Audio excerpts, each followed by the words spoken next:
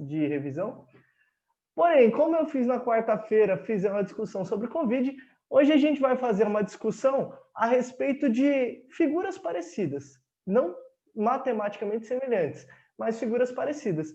Um assunto que a Unesp gosta de cobrar, mas a Unicamp também, a FUVEST também e o Enem também. O Enem principalmente mexendo com porcentagem. Então, eu vou pedir para você abrir a sua apostila na página 43. 43. É a parte de exercícios da Unicamp, exercícios propostos. Mas eu vou ficar indo e voltando, tudo bem? Eu vou te mostrar como que isso caiu na Unicamp. Depois eu vou te mostrar como caiu no Unesp. Depois eu vou te mostrar como caiu no Enem. Aí a gente volta para a Unesp. Quer dizer, hoje eu quero te mostrar como a gente fica hábil, como a gente fica ninja, para resolver umas questões que são parecidas em vários vestibulares diferentes. E vai ser muito louco se você pegar o seu caderno também para fazer várias anotações. Perfeito? Perfeito? Muito bem. Hoje está um calor desgracento, né? Mas é bom. Eu preciso me acostumar. Aliás, hoje de manhã eu ganhei o aval da minha mãe para ir embora. Hoje de manhã minha mãe falou assim: ai, filho, tudo bem você se mudar para Paraíba, tá? Agora que você está dizendo? Não, que só agora a mamãe aceitou, porque até agora a mamãe não tinha aceitado ainda, eu não ia deixar você ir embora. Que fofo. Legal. Galera, olha só que legal. Quando a gente trabalha com figuras semelhantes na matemática, a gente está falando de figuras que possuem o mesmo formato, os mesmos ângulos e lados proporcionais.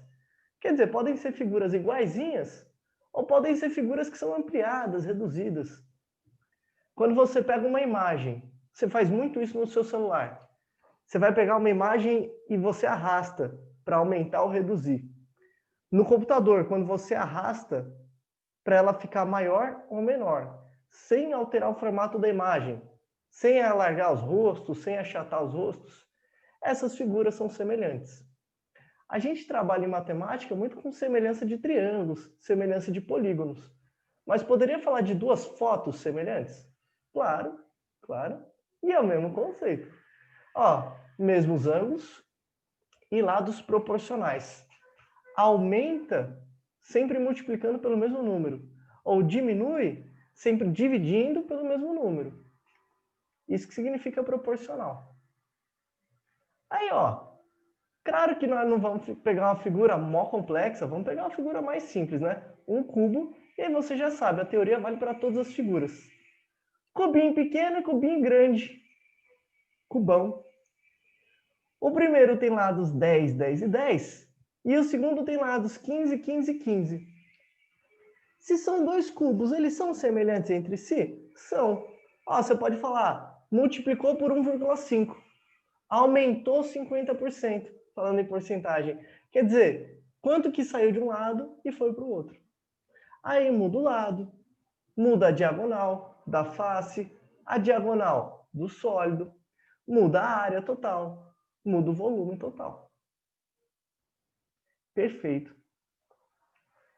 E essa plaquetinha aqui, ó? Placa de formato paralelepípedico. Olha que palavra bacana. Paralelepípedico. Base quadradinho, 20 por 20, e altura 4. O primeiro cubo é semelhante ao segundo. O primeiro cubo é semelhante a esse terceiro? A esse paralelepípedo, a essa placa? Não, né? Ó, não é só ter o mesmo formato. Se a base multiplicou por 2, a altura deveria multiplicar por 2 também. E não foi o que ocorreu, né? A aresta da base multiplicou por 2 e a altura dividiu por 2,5. Ah, então não tem nada a ver para a gente falar assim, é semelhante, matematicamente, vamos utilizar a fórmula tal, fórmula tal. Mas dá para você pensar que essas duas figuras são parecidas, que elas têm o mesmo formato, que é o formato de paralelepípedo? Se a gente quiser reduzir contas, fazer contas mais rápido lá no seu vestibular, é possível a gente utilizar alguma agilidade? É sim. E é isso que a gente vai aprender hoje. Como trabalhar com essas duas figuras que são parecidas. Não semelhantes, mas são parecidas. Têm o mesmo formato. Legal? quem não viu, saiu uma notícia hoje de manhã, deixa eu tirar a câmera aqui e compartilhar, só porque eu quero abrir para todos. Está lá no site do G1, então vocês, depois da aula, da próxima aula, então 1h30, vocês vejam uma notícia que está com a manchete assim: MEC diz que ainda não finalizou o contrato para fazer o Enem digital. Você sabe que no começo do ano que vem, lá em janeiro, vão ter 4 provas do Enem.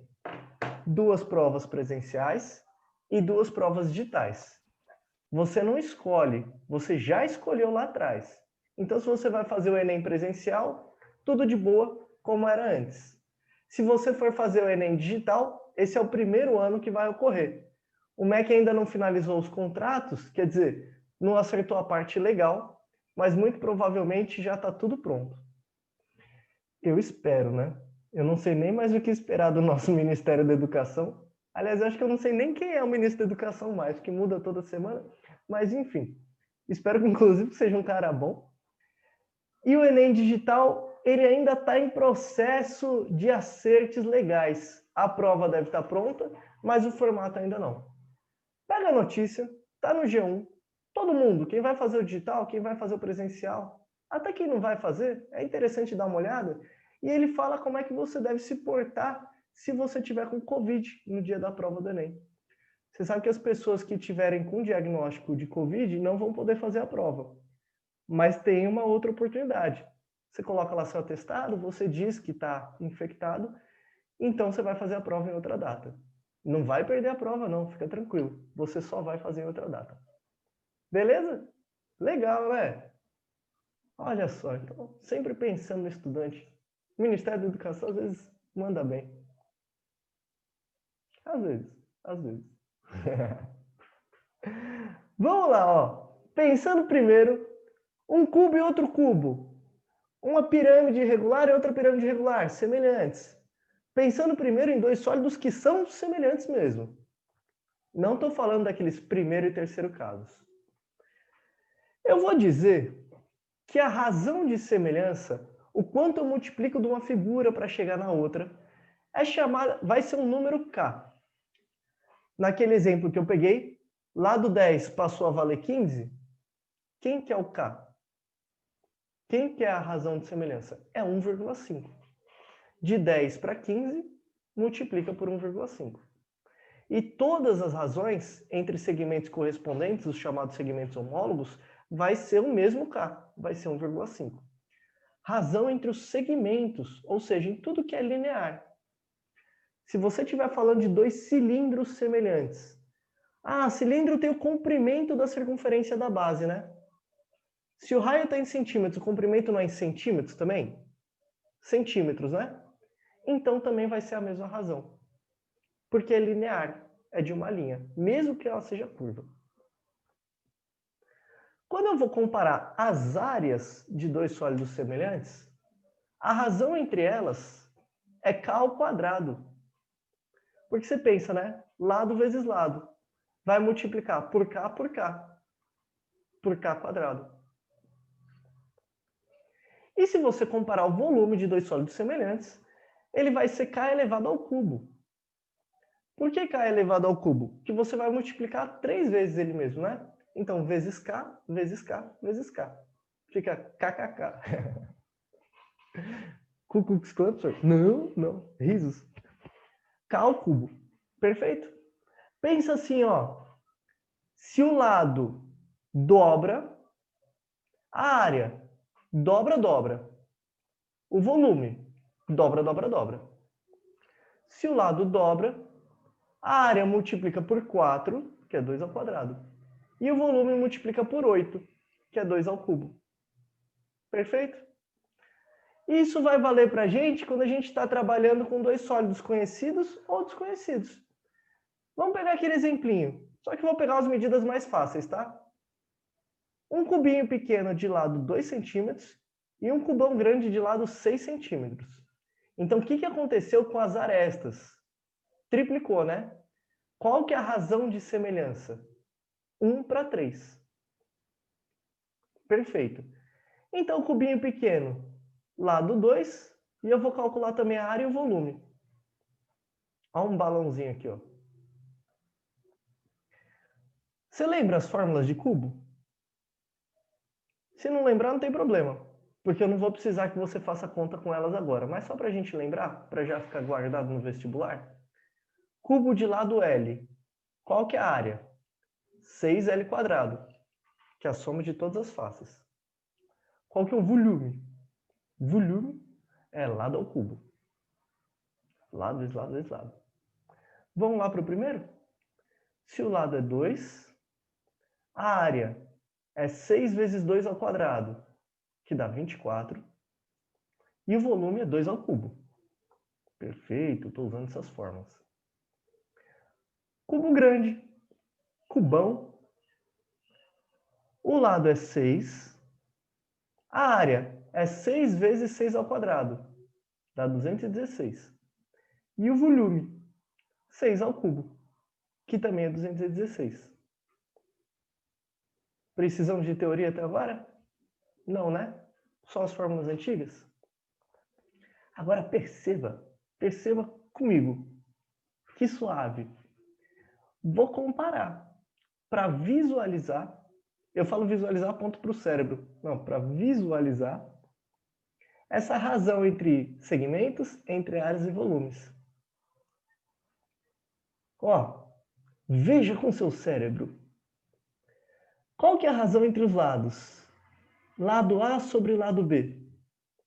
2/6, que é 1/3. Qual que é a razão entre as áreas? Área A sobre área B. É 24 sobre 216, que dá 1/9. Qual que é a razão entre os volumes? Volume A sobre o volume B é 8 sobre 216, que é 1/27. Ó, para os lados, 1/3. Para as áreas, 1/9, 3². Para os volumes, 1/27, 3². Percebeu? Então, nem você precisa utilizar essa teoria. É basicamente uma observação. Quando o lado triplica, as áreas, a casquinha do sólido, se nonaplica, multiplica por 9, e os volumes, a região interna, o espaço interno, duodecaheptaplica, multiplica por 27. Acho que é isso. Duodecaheptaplica. Vezes 27. Perfeito? Enxergou? O que é a nossa aula de hoje? A nossa aula de hoje é aprender a fazer quando não é sussa, quando não é totalmente semelhante, quando é simplesmente parecido, quando só a base aumenta, quando só a altura aumenta, quando só o raio da circunferência inscrita aumenta. Quer dizer, quando só uma das medidas altera e a outra permanece. Aqui para baixo, ó. Como a gente pôde observar, né? Pensa comigo para você não precisar decorar. Quais são os segmentos correspondentes e o que a gente precisaria fazer? Se do primeiro cubo para o segundo, o lado multiplica por 3, o lado é linear, né? O que acontece com a diagonal? Ela vai multiplicar por 3 também? Vai, porque a diagonal também é linear. Então também vezes 3. O que aconteceria com a soma de todas as arestas? Não existe essa definição em matemática, mas vamos dar uma coxambrada no termo. O que aconteceria com o perímetro desse sólido? Se eu somasse tudo aqui, ó, todos esses segmentinhos pretos, e depois aqui, multiplica por 3 também? O perímetro?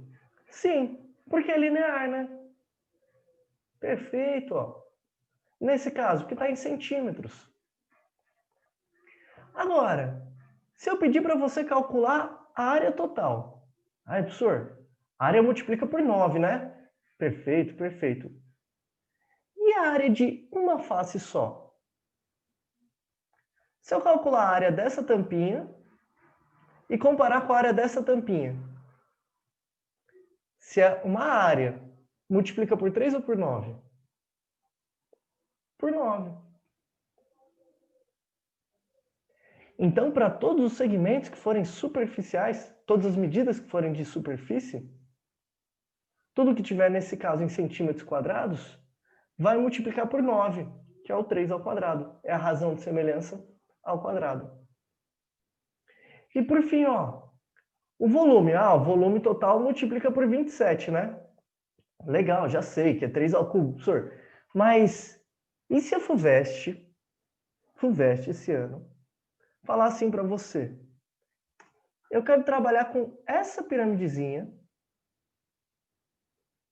do cubo pequeno e a pirâmide correspondente do cubo grande. Só que a FUVEST nem vai pensar tudo isso com vocês, ela vai colocar um enunciado muito mais rápido.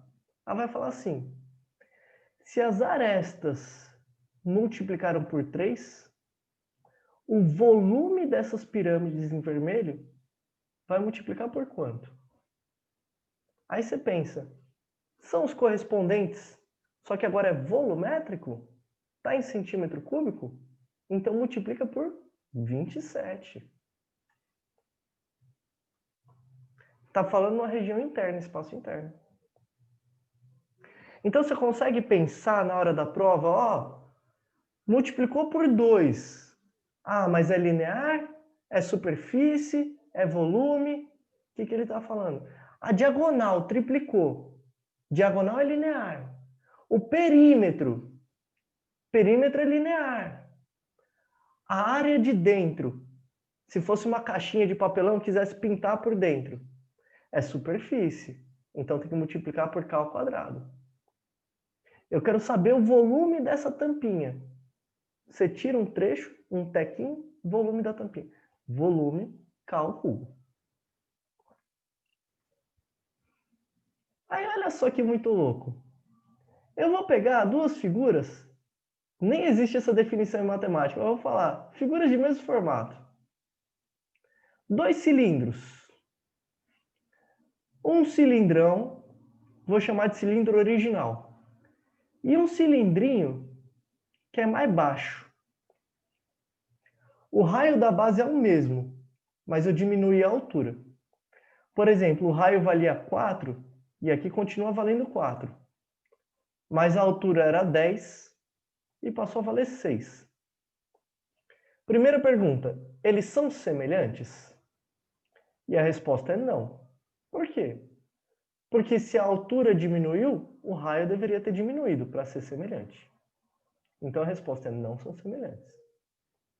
E eu vou pegar um terceiro cilindro, que agora tem a mesma altura do original, porém, agora ele é mais estreitinho. Eu dei uma fechadinha nele. Novamente, a mesma pergunta. O primeiro e o terceiro são semelhantes? Não. Segundo e terceiro são semelhantes? Não, nem a pau. Se diminuiu o raio, deveria ter diminuído a altura também para ser semelhante? Legal. Tá bom. Aí eu não vou te dar informação nenhuma a respeito de raio, altura. Eu só vou dizer: o segundo tem metade da altura do original e o terceiro tem metade do raio da base. Cortei o raio pela metade. Cortei a altura pela metade em cada um dos casos. E o enunciado fala assim para você, questão do Enem.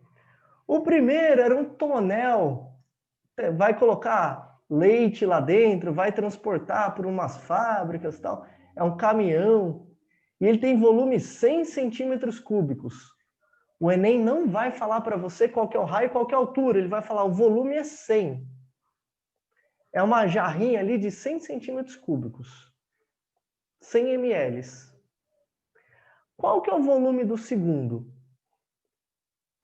Pô, se a base manteve, mas a altura caiu pela metade, o que aconteceu com o volume? Dividiu por 2. Só por 2. Por quê? Porque a altura é linear. Então ela vai fazer o volume cair pela metade. Metade de 100 é 50. Agora preste atenção na pegadinha do Enem. Esse cara aqui. Se o raio da base caiu pela metade, o volume vai dividir por 2 ou vai dividir por 4? A altura está igual. O raio da base dividiu por 2. Então a pergunta é, e o volume? Por 2 ou por 4? Por 4. Por quê? Porque a área da base é πr ao quadrado. Se o raio dividir por 2, a área da base divide por 4. 25. Olha lá, volume 3, 25 centímetros cúbicos. Pegou a ideia? Quando você mexe no raio da base, ou se for o cubo, se for um paralelepípedo, quando você mexe na aresta da base, você está mexendo na área total. Então vai ter o efeito ao quadrado. Vamos supor que ao invés de diminuir ou aumentasse, se o raio tivesse multiplicado por 3, ia ficar um cilindro largão. O volume ia multiplicar por 3 ou por 9? Por 9. Aí ele fala, e a altura eu multipliquei por 5. A altura é na primeira potência, né? Não vai mexer na área da base. Então o volume ia multiplicar por quanto? Por 5 só. 5 ao quadrado? Não, por 5 a primeira potência. Quando duas figuras não são semelhantes, que é o caso aqui, mas ela tem o mesmo formato, você está comparando dois cilindros circulares, você está comparando dois paralelepípedos, você está comparando duas pirâmides de base quadrada. Quando você está comparando dois sólidos que, apesar de não serem semelhantes, têm o mesmo formato, você pode pensar somente no que está sendo alterado. Se só mudou a base, qual que é a influência disso? Se só mudou a altura, qual é a influência disso? Se só mudou o perímetro, qual que é a influência disso? Legal? Legal demais. Vamos ver se você consegue matar umas questões de cabeça? Unichamps. Até colocar aqui. Porque a área da base é πr ao quadrado, né? O raio influencia 2 vezes. Unichamps, lá na página 43, que seria o módulo 2. Dá uma olhada nessa questão número 9. É a penúltima que aparece para você.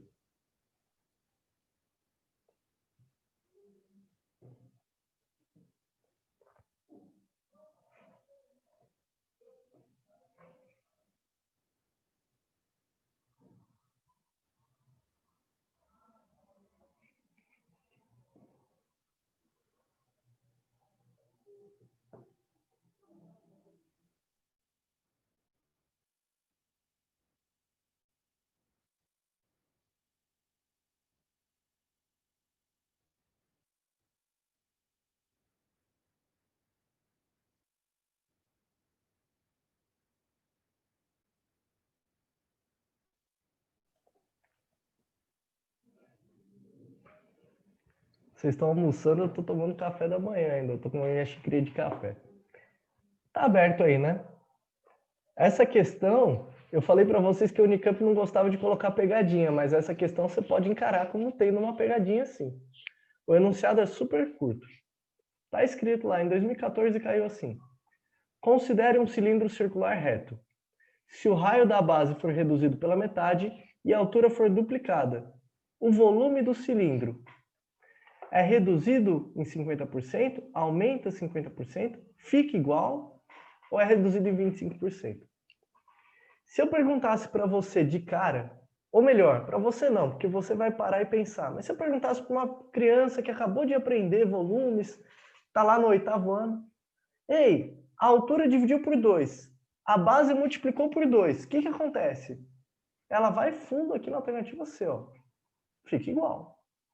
Não, cuidado. Vamos pensar rápido?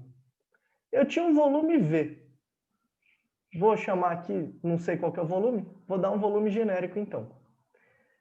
Se o raio da base for reduzido pela metade, o que vai acontecer com o volume? Divide por 2 ou por 4? Por 4, né? Perfeito. Se a altura for duplicada, multiplica por quanto? Por 2. Acabou, ó. 2 sobre 4 dá meio. Então, o volume vai cair pela metade. Percebeu? Alternativa A é reduzido em 50%. Quando você reduziu o raio da base, você dividiu o volume por 4. Aí depois você dobrou a altura, multiplicou por 2 somente. Dividiu por 4, multiplicou por 2, acabou diminuindo em 50%. É tão rápido fazer desse jeito que você fica inseguro. Você fez lá na prova da Unicamp, poxa, cara, eu tinha 3 minutos para fazer, fiz em 5 segundos. O que eu vou fazer nos outros 2 minutos e 55?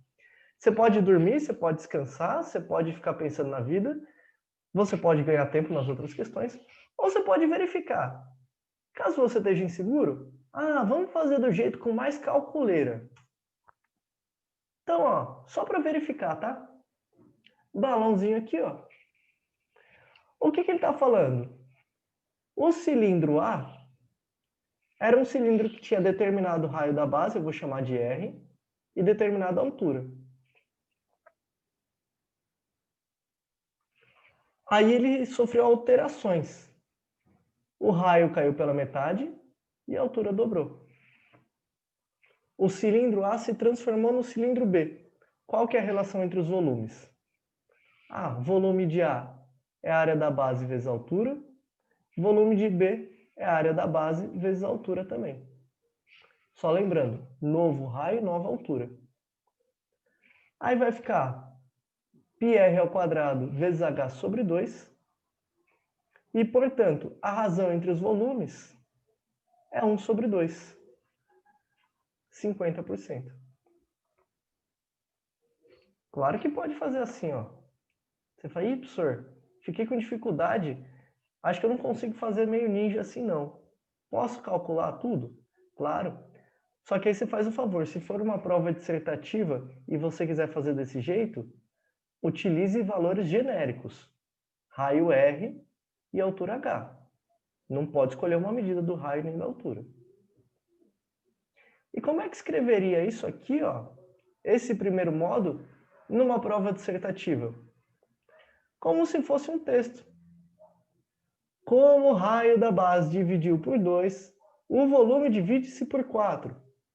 Como a altura multiplicou-se por 2, o novo volume multiplicar-se-á por 2. Usa multiplicar-se-á. Aí você usa um caso de mesóclise, vai ganhar uns pontos até na prova de português.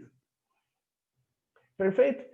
Quando você sabe o que você está dizendo, mas você não sabe expressar por termos matemáticos numa segunda fase, escreva uma redação. Da forma como você pensou, você redige. Está igualmente certo.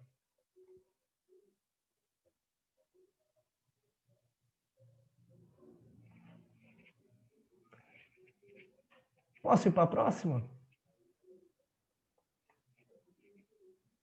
Quem tiver com a apostila aí já copiou, vou deixar aqui, tá? Para você acabar de copiar. Mas quem tiver com a apostila já copiou, abre na página 41, que a gente vai fazer a questão número 9 da Unesp. 41 não, 40. Dá uma lidinha, enquanto isso eu vou deixar aqui para quem quiser acabar de copiar. Então, questão número 9, página 40, Unesp, dos exercícios propostos.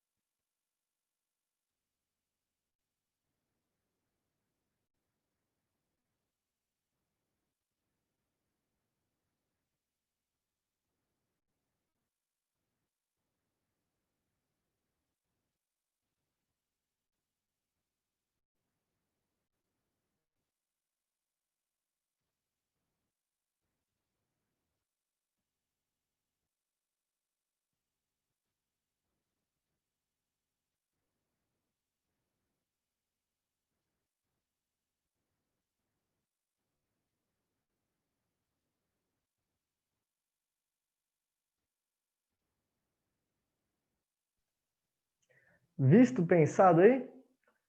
A gente vai então resolver a questão número 9 da página 40. Deve ter muita gente que já fez essa questão, porque ela está na tarefa do primeiro módulo. Porém, o que eu tinha recomendado é que você tivesse feito até o exercício 6 somente. Então, se você não tinha visto essa questão ainda, não começou a fazer ela, não tem problema não, você não está atrasado. Eu que estou me adiantando, tá bom? Antes da gente ir para essa questão, queria mostrar um negócio super legal que eu acabei de achar na internet e acho que é interessante sempre a gente contextualizar, né? Digitei aqui no Google Imagens Gas Oil Storage, que seria o estoque de gás e petróleo, né? Esses tanques de armazenamento que a gente vê geralmente em indústria, tanques industriais, eles têm formatos diversos. Para uma indústria que vai se preocupar em reduzir custos tanto na parte do material quanto na parte de armazenamento e silagem, é da hora que a gente pense em minimizar as áreas e maximizar o volume. Minimizar o quanto eu vou ter que construir de parede, de invólucro, e maximizar o quanto cabe dentro. Você já deve ter visto alguns tanques por imagem, né? Se você estiver passando na estrada, você nem consegue ver porque é extremamente grande isso aqui. Esses tanques de armazenamento, existem até de água que são assim, que são um cilindro super largo e meio baixo. O que os caras pensam? Se eu pego um cilindro, está comportando o que eu quero, e eu aumento muito a altura, eu vou aumentar o volume. Mas se eu aumento muito o raio da base, eu aumento ainda mais o volume. Por quê? Porque o raio da base impacta mais no volume do que a altura. Se eu triplico o raio da base ou triplico a altura, qual que vale mais a pena? O raio da base. Por quê? Porque aí vai multiplicar por 9 o volume. Por isso que é muito comum você ver torre d'água que é larga e baixa. Não essas que ficam no alto, né, umas gradinhas, mas que ficam no chão assim, que são essas extremamente volumétricas, que são largas e baixas. É difícil você ver uma torre d'água ou uma torre de petróleo, qualquer coisa assim, que seja fininha e super alta. Até que acontece com silos de grãos, quando a gente vai falar de cereais, até que se faz isso. Mas é muito mais comum desse tipo porque é muito melhor. E a forma ideal, que nunca vai ser muito prática da gente construir como humanidade, mas às vezes é ideal para a gente pensar na maximização do volume em relação à área, seriam silos em forma de esfera. Olha só que louco, isso aqui é ser humano, parece umas coisas alienígenas, né? Essa aqui é a figura perfeita da matemática. É a que tem a maior capacidade interna em relação à área. É a maior relação proporcional entre volume e área total. Bacana? Bacana. Isso aí não tem a ver com o seu vestibular, não tem a ver com a sua prova do Enem, isso aí tem a ver com a sua tese de doutorado, tese de mestrado. Aí já fala, vamos construir tudo as bolas que aí diminui custo e aumenta a capacidade. Perfeito. Olha lá, para a gente voltar então para a nossa questão, página 40. Estou compartilhando com vocês? Acho que não, né? Página 40 do módulo 1. Está lá nos exercícios propostos. A figura representa uma chapa de alumínio de formato triangular, de massa 1.250 gramas. Deseja-se cortá-la por uma reta R paralela ao lado BC e que intercepta AB em D e o lado AC em E, de modo que o trapézio BCED tenha 700 gramas de massa. A espessura e a densidade do material da chapa são uniformes. Determine o valor percentual da razão AD sobre AB. Essa é uma questão super difícil que caiu no Unesp. Super difícil, a conta é simples, mas a ideia por trás dela é bem difícil. Eu tenho aqui um triângulo grandão, que é o triângulo ABC, e eu fiz um corte. Aí eu gerei um triângulo pequenininho, ADE, que é semelhante ao original. O original tem 1.250 gramas de massa, e o trapézio lá de baixo tem 700 gramas. Aí você simplesmente faz uma subtração. O triângulo de cima é 1.250 menos 700, que dá 550. Perfeito? Perfeito. Isso aqui não é plano, é uma chapa triangular, então deve ter uma alturinha. Só que ele falou, é homogêneo, pode fingir que é plano, que é uma plaquetinha de metal, não está variando a altura. É uma figura, assim, é um prisminha triangular. Perfeito? Na hora que eu cortar, eu estou vendo que ele quer a razão entre os lados, né?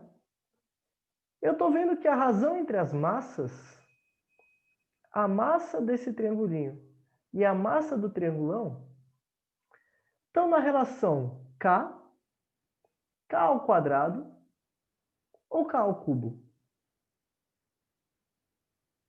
Eis a grande questão do exercício. Se eu estou alterando o lado, a área aqui, e o que está me interessando é a área, porque é a área que vai determinar essa massa, né? A área vai multiplicar pelo mesmo número, K? Vai multiplicar ao quadrado ou vai multiplicar ao cubo? Vai multiplicar ao quadrado. Como a densidade é a mesma, como a placa tem a mesma espessura, tudo que eu fizer com essa área, eu vou fazer também com a massa. Se tem o dobro da área, tem o dobro da massa. Perfeito, né? Aí você pensa assim, legal, a relação entre as massas é K ao quadrado. É lado A sobre lado B elevado ao quadrado. Aí basta você fazer relação entre as massas, 550 sobre 1250, é AD sobre AB elevado ao quadrado. Corta, corta. Ninguém conta pro Furuca que eu estou cortando, mas você corta, você não vai ficar fazendo essas contas. Aí fica AD sobre AB é igual a raiz de 11 dividido por raiz de 25. E ele deu lá no enunciado aproximadamente 3,32 dividido por 5. Portanto, AD sobre AB é igual a 0,664, que é 66,4%. Pegou? Você pensa assim, se dobrar a área, vai dobrar a massa. Se multiplicar por 7, o que eu faço com a área, eu faço com a massa, já que a espessura é a mesma. Se o lado triplica, a área não aplica, então a massa também não aplica. Legal, né? Eu vou deixar a indicação aqui para vocês de quais são os exercícios que você pode utilizar essa teoria. Não vou fazer tudo aqui na aula, porque já vai acabar. Exercício número 2, que nós já fizemos em aula, que está na página 37.